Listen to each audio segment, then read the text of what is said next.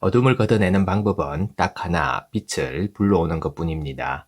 어둠이란 단지 빛이 존재하지 않는 것이기 때문이죠. 삶을 변화시키는 채널 Change My Life입니다.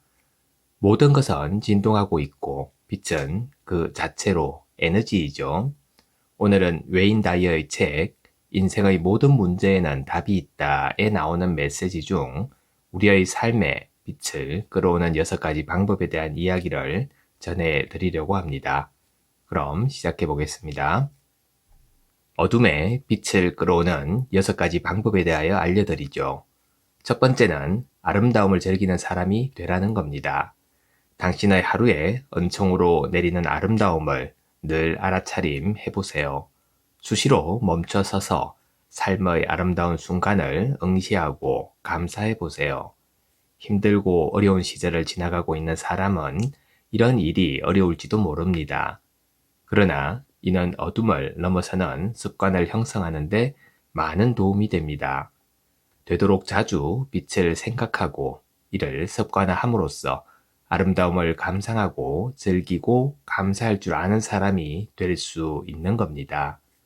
이런 태도가 습관이 되면 삶의 모든 상황 속에서 아름다움을 자연스럽게 발견할 수 있게 됩니다.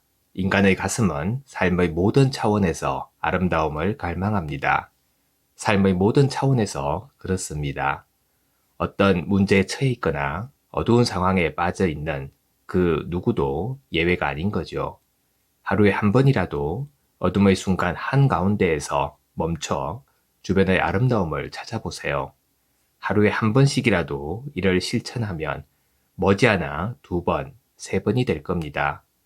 어둠 속에 있으면서 가식적으로 행복한 척하라는 말이 아닙니다.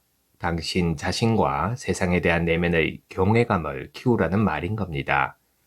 마시고 내쉬는 당신의 호흡이 얼마나 기적적인 일인지 생각해 보세요. 우주의 장대함에 경외감을 가져보세요. 먹구름 뒤에는 태양이 빛나고 있으며 모든 외면적 어둠 뒤에는 어둠을 몰아낼 수 있는 영원한 빛이 존재하고 있음을 알아야 합니다. 잠시 멈추어 아름다움에 감사하는 것만으로도 어둠을 밝힐 수 있습니다. 2번째는 어둠을 극복한 사람들의 이야기에 귀를 기울이라는 겁니다. 헬렌 켈러처럼 어둠을 이겨낸 사람들의 이야기를 읽을 때마다 저는 그 열정과 빛을 제가 직면한 문제에 적용할 수 있다는 느낌을 강하게 받고는 합니다. 삶의 온갖 어려움을 극복하는 이야기는 언제나 우리의 영혼을 고무시키죠.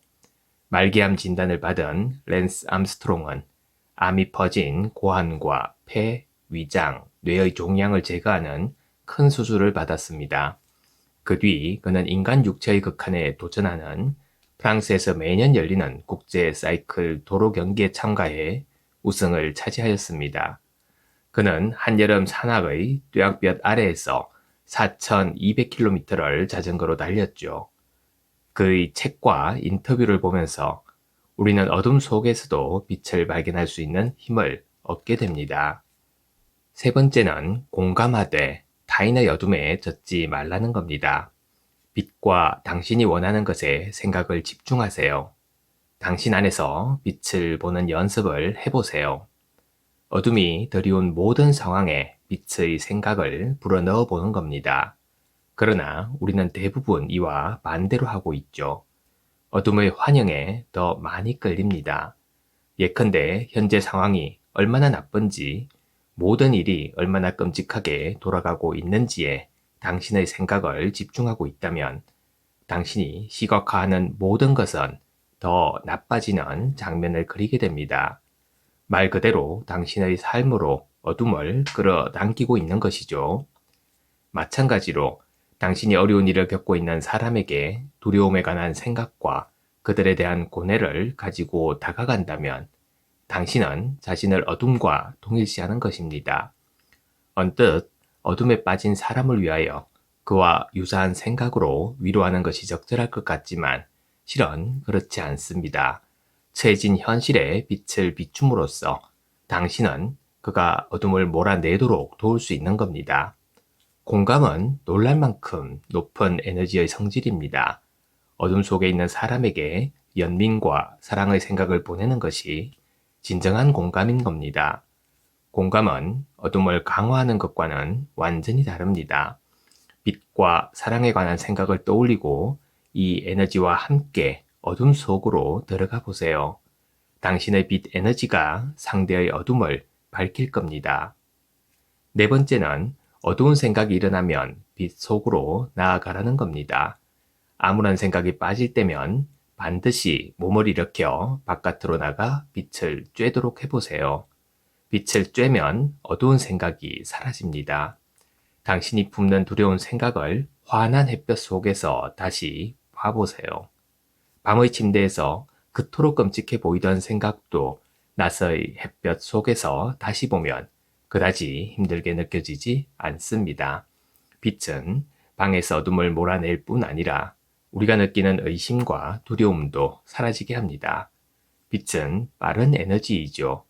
빛의 존재는 신이 곧 길이고 진리이며 빛이라는 사실을 상징적으로 보여줍니다. 부정적인 생각이 들 때, 기분이 처지고 불안할 때면 당신 주위에 빛을 불러들여야 합니다. 다섯 번째는 삶의 구석구석을 정화하라는 겁니다. 빛은 순수합니다. 어둠은 오염된 상태이죠. 당신의 삶에서 마음의 빛을 흐리게 하는 오염원을 제거해 보세요. 먼저 당신의 몸에서부터 시작해 보는 겁니다. 깨끗한 물을 많이 마시고 청량음료, 알코올, 커피 등 탁한 마실거리는 줄여보세요. 깨끗한 물을 하루 10잔 정도 마시면 에너지 수준을 저하시키고 신체의 에너지 조화를 무너뜨리는 상당량의 독소를 체외로 배출할 수 있게 됩니다. 신체 기관이 정화되어 몸이 가벼워지면 생각도 더 밝고 가벼워집니다. 정화 과정은 음식에도 적용되어야 하죠.